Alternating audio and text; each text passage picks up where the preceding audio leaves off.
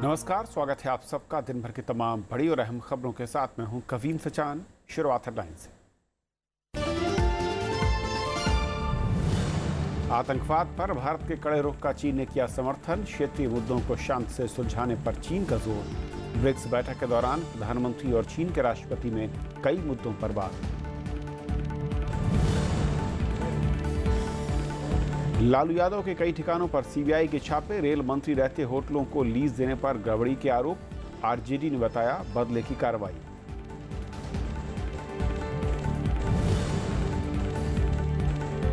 बंगाल के हिंसाग्रस्त इलाकों में छुटपुट प्रदर्शन जारी। वाम दल, कांग्रेस और बीजेपी नेताओं को नहीं मिली दौरे की अनुमति। कानून व्यवस्था चरमराने का आरोप।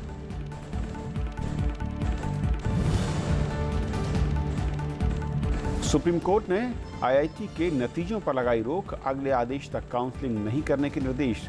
ग्रेस मार्क्स को मिली चुनौती।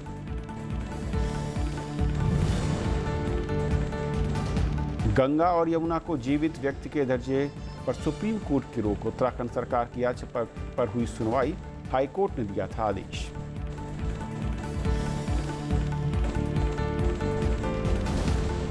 और आइए देखते हैं पहली खबर।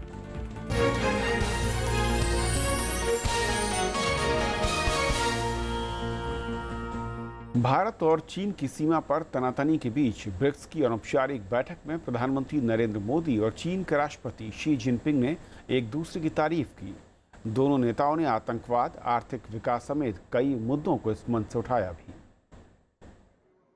जर्मनी के हैम्बर्ग में ब्रिक्स की अनौपचारिक बैठक के दौरान प्रधानमंत्री नरेंद्र मोदी और चीन के राष्ट्रपति शी जिनपिंग ने हाथ मिलाया। विदेश मंत्रालय के मुताबिक दोनों नेताओं के बीच कई मुद्दों पर बातचीत हुई। ये मुलाकात ऐसे वक्त में हुई है जब सिक्किम में दोनों देशों के बीच तनातनी का माहौल है। बैठक के दौरान प्रधानमंत्री नरेंद्र मोदी ने शी जिनपिंग की खुलकर तारीफ की।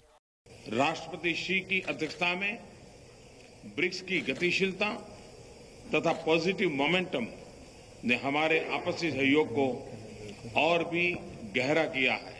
प्रधानमंत्री नरेंद्र मोदी ने सितंबर में चीन में प्रस्तावित ब्रिक्स की 9वीं बैठक के लिए शी जिनपिंग को बधाई दी। बैठक में नरेंद्र मोदी ने जलवायु परिवर्तन, आर्थिक विकास और आतंकवाद समेत कई मुद्दों को जोर शोर से उठाया।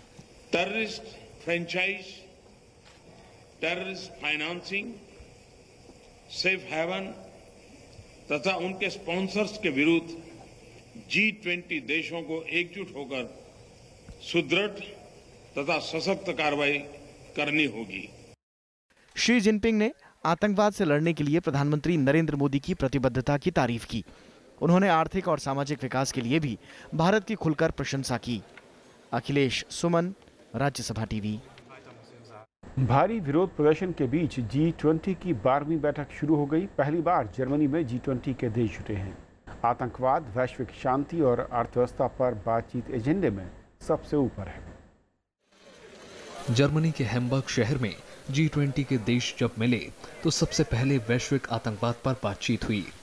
इसी बैठक में पहली बार अमेरिका के राष्ट्रपति डोनाल्ड ट्रंप और रूस के राष्ट्रपति व्लादिमीर पुतिन की मुलाकात हुई। प्रधानमंत्री नरेंद्र मोदी ने कहा कि कुछ देश आतंकवाद के नाम पर राजनीतिक लक्ष्य साधना चाहते हैं। मेजबान जर्मनी ने कहा कि दुनिया के बड़े मसलों को हल करने के लिए सभी देशों को साथ आने की दरकार है। kompromissbereit sind, wenn wir uns aufeinander zubewegen, ohne aber, das sage ich ganz ausdrücklich, auch uns zu sehr zu verbiegen. इससे पहले प्रधानमंत्री नरेंद्र मोदी समेत G20 के सभी नेताओं का एंजेला मर्केल ने स्वागत किया।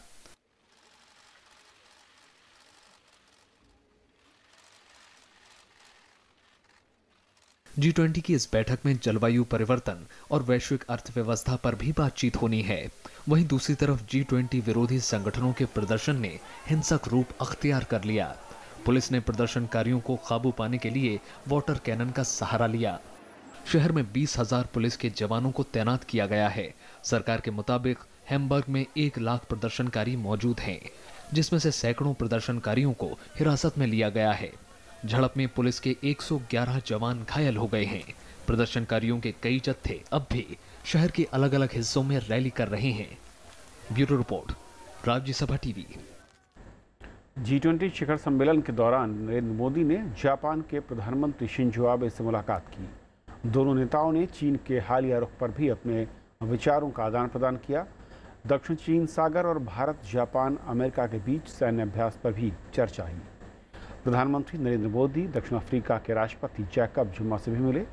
G20 शिखर सम्मेलन में अफ्रीका पर खास तौर पर बात होनी है। प्रधानमंत्री नरेंद्र मोदी ने जैकब जुमा से अफ्रीका के ताज़ा हालात का जायजा भी लिया। और G20 और ब्रिक्स पर और बातचीत करने के लिए हमारे साथ खास मेहमान जुड़ रहे हैं Pinak Ranjan Chakravarty, former secretary MEA. Pinak Ranjan साहब, बहुत बहुत स्वागत है आपका राज्यसभा टीवी पर। जिस तरीके से ये बहुत ही क्रूशियल बैठक कही जा रही हो, जिस तरीके का एटमॉस्फेयर इस वक्त दुनिया में दिख रहा है उस लिहाज से, और जो एजेंडा है अब तक की जो बातचीत है और जो बातें सामने निकल कर आ रही हैं, किधर जाता हुआ नजर आ रहा है पूरा का पूरा ये ब्रिक्स का सम्मेलन और G20 की बैठक? जैसे आपने सुना कि टेररिज्म एक बहुत बड़ा विषय है इस समिट में, पर जो उथल पुथल प्रेसिडेंट ट्रंप ने मचा दिया है, क्लाइमेट चेंज से वो चले गए, TPP से वो वॉकआउट कर गए, तो मुझे लगता है काफ़ी इस पे जोर शोर से प्रेसिडेंट ट्रंप को शायद समझाने की कोशिश चलेगी कि आप क्लाइमेट चेंज एग्रीमेंट जो पेरिस में हुआ था उस पे से आप मतलब चले ना जाएं, आप शामिल हों फिर दोबारा, क्योंकि वो बहुत बड़ा मुद्दा है सब लोगों के लिए। और ये जो डेमोन्स्ट्रेशन वगैरह आप देख रहे हैं जो हो रहा है, उसमें ये क्लाइमेट चेंज और ग्रीन पीस और ये लोग शामिल हैं इसमें काफ़ी। और ऑफ कोर्स बाकी जो है जो इकोनॉमिक समिट के जैसे शुरू हुआ था G20, आपको मालूम है दुनिया के 20 बड़े जो इकोनॉमिक पावर्स हैं उनके बीच में है, और इंटरनेशनल ट्रेड कैसे बढ़ाया जाए, मतलब अंतर्राष्ट्रीय व्यापार कैसे बढ़ाया जाए, जो जिस तरह से अभी जो टैरिफ बैरियर्स हैं या जो नॉन टैरिफ बैरियर्स हैं या फाइटोसैनिटरी स्टैंडर्ड्स हैं जिसको ज़्यादा सख्ती से लगाया जाता है यूरोप में एंड अमेरिका में, जिससे ट्रेड पे इफेक्ट पड़ता है, तो उस तरह की चीज़ों पे भी डिस्कशन होगा। पर प्रधानमंत्री मोदी जी ने तो बड़ा साफ टेररिज्म का ही मुद्दा उठाया है, और इसमें मुझे लगता है कि जो उन्होंने कहा वो तो बड़ा साफ है कि वो किसकी तरफ अपना मतलब संकेत दे रहे हैं। तो ये मुझे लगता है टेररिज्म एक बहुत बड़ा मुद्दा रहेगा, फिर अंतर्राष्ट्रीय व्यापार एक बहुत बड़ा मुद्दा रहेगा, और क्लाइमेट चेंज, ये 3 मुद्दे सबसे ज़्यादा आगे रहेंगे।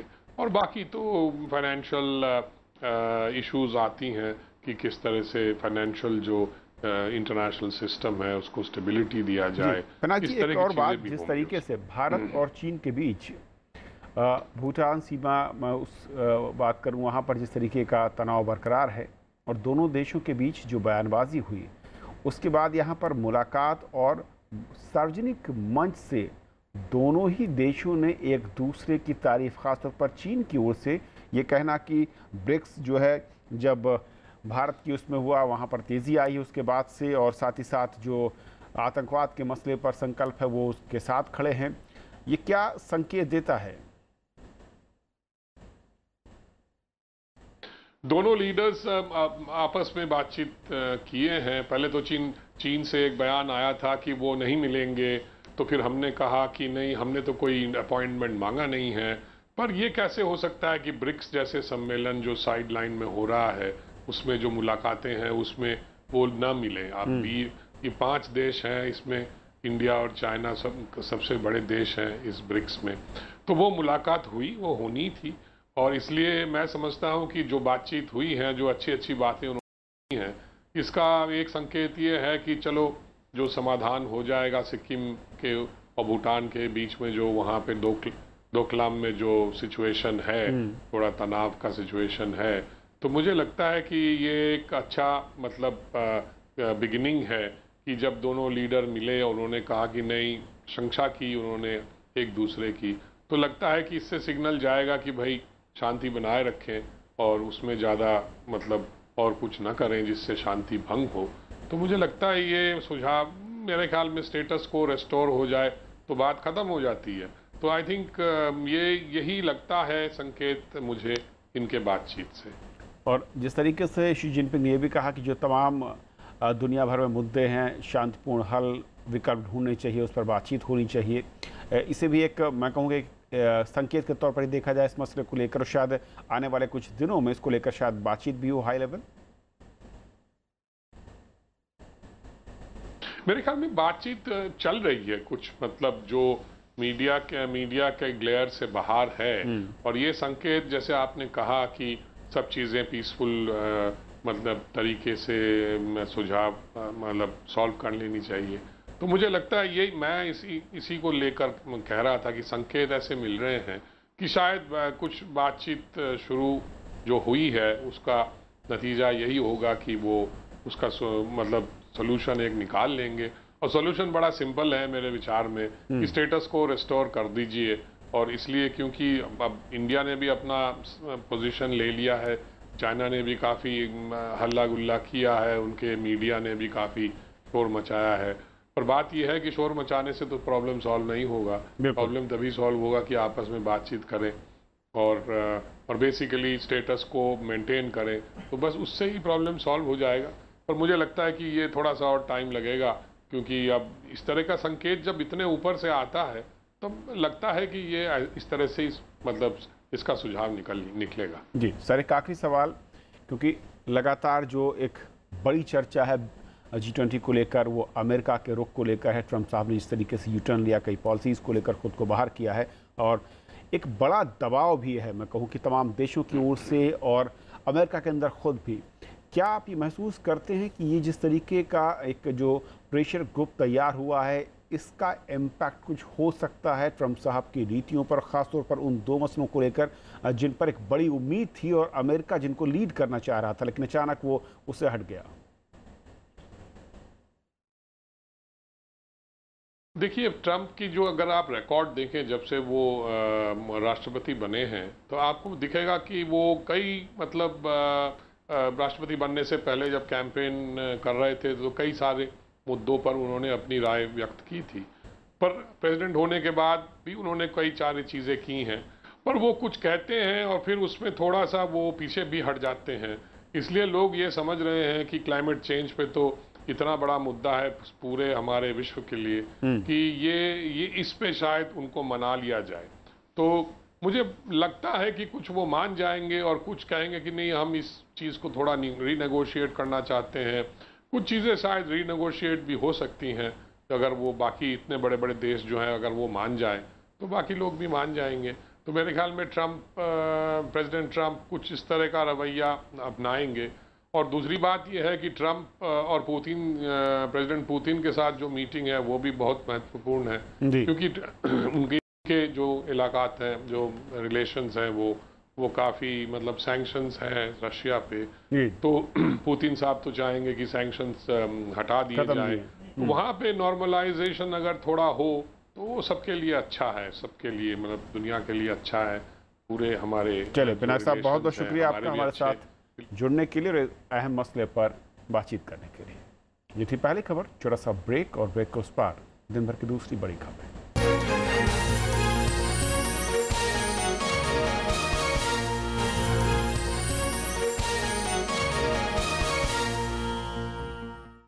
देश के नए उपराष्ट्रपति के चुनाव कार्यक्रम का ऐलान हो गया है।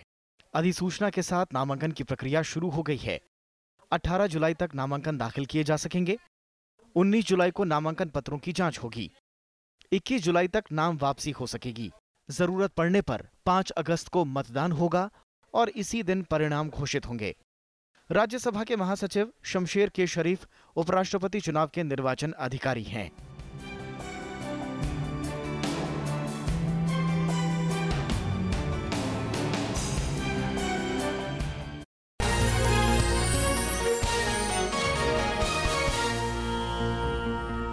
उपराष्ट्रपति मोहम्मद हामिद अंसारी ने आज कहा कि महात्मा गांधी के सपनों का भारत अभी अधूरा है।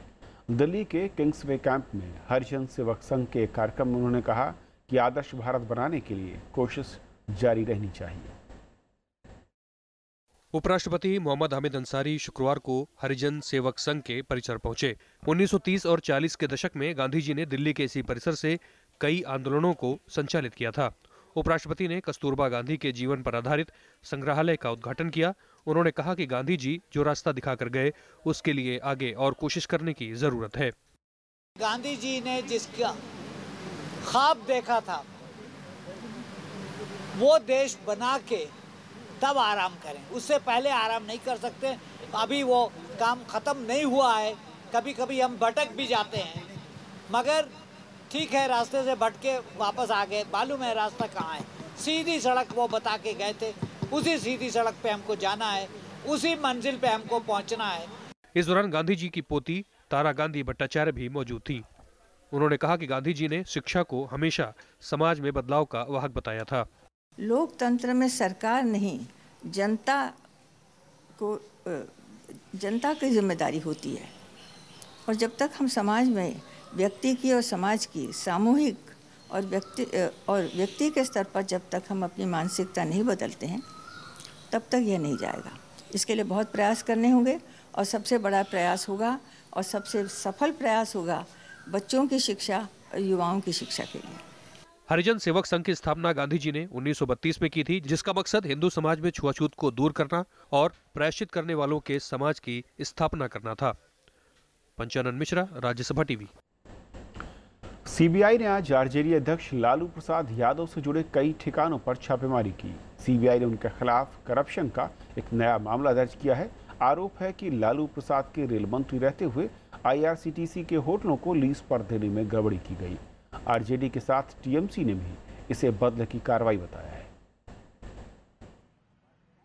सीबीआई ने शुक्रवार को आरजेडी अध्यक्ष लालू प्रसाद यादव, उनके परिजनों और सहयोगियों से जुड़े कई ठिकानों पर तलाशी ली। ये कार्रवाई पटना के साथ रांची, भुवनेश्वर और गुरुग्राम में हुई। छापे सुबह 7 बजे शुरू हुए। सीबीआई ने बुधवार को मामला दर्ज किया था। जांच एजेंसी के मुताबिक ये मामला लालू प्रसाद के रेल मंत्री रहते हुए आईआरसीटीसी की होटलों की लीज पर देने में गड़बड़ियों से जुड़ा है। आरोप है कि पुरी और रांची में रेलवे की होटलों को पहले आईआरसीटीसी को दिया गया, फिर उन्हें सुजाता होटल प्राइवेट लिमिटेड को रखरखाव के लिए दिया गया। प्राथमिक इंक्वायरी में ये पाया गया कि ये टेंडर अवार्ड करने में कुछ गड़बड़ियां की गई हैं और इस प्राइवेट कंपनी को फेवर्स शो किया गया है, और उसकी एवज में श्री लालू प्रसाद यादव और उनकी फैमिली को पहले एक जमीन दी गई। एफआईआर में लालू प्रसाद यादव के अलावा उनकी पत्नी राबड़ी देवी, पुत्र तेजस्वी यादव, आरजेडी सांसद प्रेमचंद गुप्ता की पत्नी सरला गुप्ता, सुजाता होटल के निदेशक विनय कोचर और विजय कोचर के साथ डेलाइट मार्केटिंग कंपनी और आईआरसीटीसी के पूर्व एमडी पीके गोपाल का नाम है। लालू यादव ने इसे राजनीतिक बदले की भावना के तहत कार्रवाई बताया है। उन्होंने कहा कि टेंडर की प्रक्रिया उनके रेल मंत्री बनने से पहले ही पूरी हो चुकी थी। मेरे रेल मंत्री बनने के पहले ही एनडीए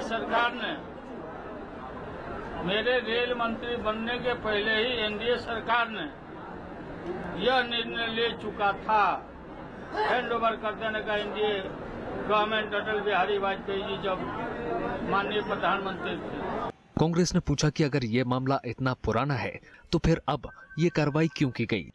तो रेलवेज ने 13 साल से उस टेंडर को कैंसिल क्यों नहीं किया? जवाब है मालूम नहीं। क्या रेलवे अब टेंडर को कैंसिल करेगी? जवाब है मालूम नहीं। क्या रेलवे ने उस कंपनी के खिलाफ कार्रवाई की जिसको टेंडर दिया गया है? जवाब नहीं। तो अब आप निर्णय कर लीजिए।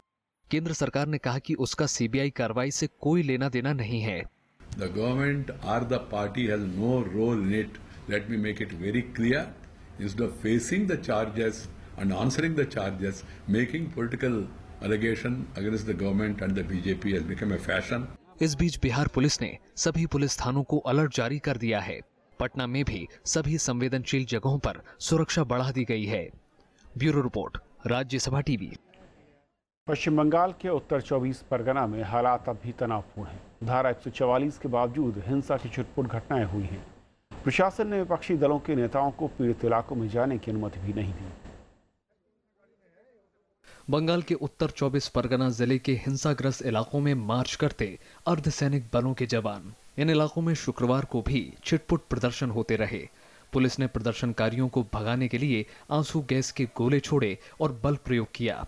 राज्य सरकार के मुताबिक बदोरिया, स्वरूपनगर, दिगंगा और बासिरहाट में हालात नियंत्रण में हैं। वाम दलों के नेताओं ने शुक्रवार को हिंसाग्रस्त इलाकों में जाने की कोशिश की, लेकिन पुलिस ने उन्हें रोक दिया। कांग्रेस के प्रतिनिधिमंडल भी वहां का दौरा करने वाले थे, लेकिन पुलिस ने उन्हें भी आगे नहीं बढ़ने दिया। बीजेपी नेताओं को भी पुलिस ने दौरे की अनुमति नहीं दी। Even the police administration in Bengal now has deteriorated such a situation that they don't have the courage to reach out to the affected areas and give solace to the affected people, and that's why they have just cordoned off the areas. আমাদের উদ্দেশ্য সেখানে কোনো উত্তেজনা তৈরি করা নয়, আমাদের উদ্দেশ্য সেখান থেকে কোনো রাজনৈতিক ফায়দা তোলা নয়। আমাদের একটাই উদ্দেশ্য, একটাই বক্তব্য যে দাঙ্গা নয়, শান্তি চাই।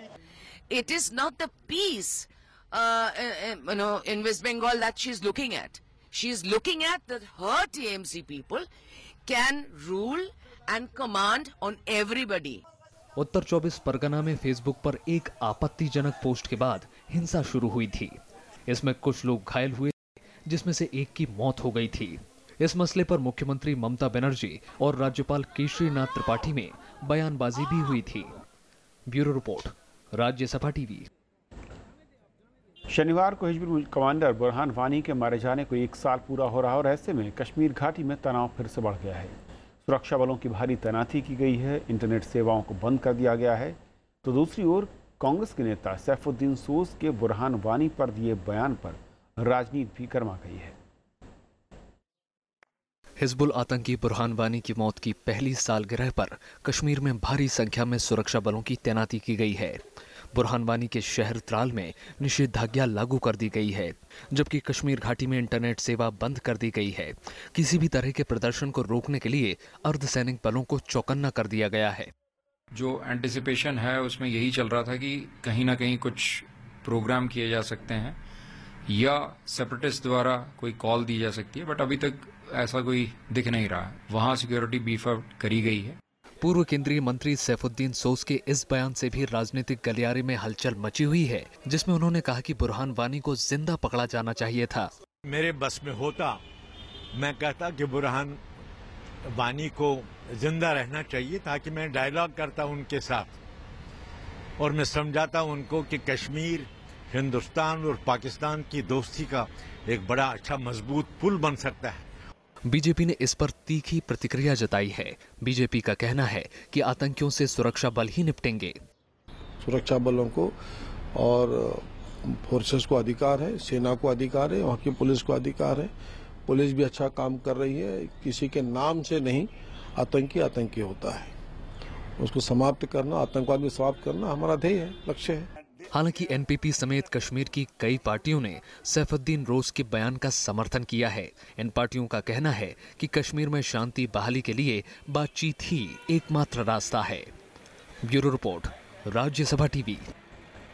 जम्मू कश्मीर में आज आधी रात से जीएसटी लागू हो रहा है। राज्य विधानसभा ने राज्य जीएसटी बिल को आज मंजूरी दे दी। विरोध में विपक्ष ने कार्रवाई का बहिष्कार भी किया। जम्मू कश्मीर विधानसभा ने आज ध्वनिमत से राज्य जीएसटी बिल पारित कर दिया। इस दौरान विपक्ष के विधायक सदन में नहीं थे। वित्त मंत्री हसीब द्राबू ने बिल पेश किया। वित्त मंत्री के मुताबिक जीएसटी को लेकर राज्य सरकार के पास कानून बनाने का हक है। आने वाले वक्त में आम आदमी चाहता है कि जो है उसको फायदा हो, और उस फायदे के लिए इस प्रकार के जो रिफॉर्म्स हैं, कॉन्स्टिट्यूशन रिफॉर्म्स है या जो फाइनेंशियल रिफॉर्म्स है, उनका करना बहुत आवश्यक है। विपक्षी दलों नेशनल कॉन्फ्रेंस, कांग्रेस और सीपीएम ने जीएसटी कानून पारित करने का विरोध किया। इन दलों का कहना है कि इससे राज्य के विशेष दर्जे पर असर पड़ेगा। बिल पेश करने से ठीक पहले पूरे विपक्ष ने वॉकआउट किया। कश्मीर के अवाम के साथ में खिलवाड़ है, उनको बेवकूफ बनाया जा रहा है और अपना कुश्ती बचाने का एक्सरसाइज है। ये एक सरीहन एक धोखा है जम्मू कश्मीर के अवाम के साथ, और जो 370 के जरिए जो हमें स्पेशल स्टेटस मिला है उसकी नफी करता है ये इक़दाम। इससे पहले राष्ट्रपति प्रणब मुखर्जी ने जीएसटी को जम्मू कश्मीर में लागू करने वाले आदेश को मंजूरी दी। बुधवार को विधानसभा ने जीएसटी लागू करने के लिए प्रस्ताव पारित किया था। देश भर में जीएसटी 1 जुलाई से लागू हो गया है। जम्मू कश्मीर में ये लागू नहीं हुआ था। Bureau report, Rajya Sabha TV. Supreme court ने देश के आईआईटी में संयुक्त प्रवेश परीक्षा जेईई के तहत हो रहे दाखिलों और काउंसलिंग पर रोक लगा दी है। कोर्ट ने ये रोक जेईई के तहत अभ्यर्थियों को दिए जाने वाले ग्रेस मार्क्स पर लगाई है। जस्टिस दीपक मिश्रा की अध्यक्षता वाली पीठ ने कहा कि देश का कोई हाई कोर्ट अब से जेईई आईटी एडवांस की किसी याचिका पर विचार नहीं करेगा। सुप्रीम कोर्ट ने रोक उन सभी संस्थानों पर लगाई है जहां आईआईटी जेईई एडवांस के तहत दाखिले होते हैं। इस मामले की अगली सुनवाई 10 जुलाई को होगी। 30 जून को सुप्रीम कोर्ट ने एक याचिका पर सुनवाई करते हुए मानव संसाधन विकास मंत्रालय को नोटिस जारी किया था, जिसमें आईआईटी जेईई 2017 की रैंक लिस्ट को रद्द किए जाने की अपील की गई थी। सुप्रीम कोर्ट ने गंगा और यमुना को जीवित व्यक्ति का दर्जा दिए जाने के हाईकोर्ट के फैसले पर रोक लगा दी है। उत्तराखंड सरकार की याचिका पर सुनवाई करते हुए सुप्रीम कोर्ट ने यह फैसला दिया। राज्य सरकार ने नैनीताल हाई कोर्ट के 20 मार्च के आदेश पर रोक लगाने की मांग की थी। इस संबंध में सरकार की दलील थी कि गंगा और यमुना को जीवित व्यक्ति का दर्जा देकर हाई कोर्ट ने गंभीर चूक की थी, क्योंकि ये दोनों नदियां उत्तराखंड के बाहर भी बहती हैं और ऐसे में दूसरे राज्यों की जिम्मेदारी उत्तराखंड सरकार को नहीं दी जा सकती।